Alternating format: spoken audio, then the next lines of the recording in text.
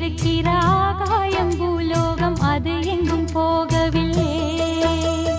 நதியுண்டு கடலுண்டு எல்லாமும் நம் சொந்தம் கலங்கிட தேவையில்லை. பூமி எங்கும் நம்ம வீடு கண்ணில் என்ன நீரின் போடு. இனி நாளை காலம் என்றும் நம்மோடு. நமக்கென இருக்கிற ஆகாயம் பூலோகம் அது எங்கும் போகவில்லை. நதியுண்டு கடலுண்டு எல்லாமும் நம் சொந்தம் கலங்கிட தேவை.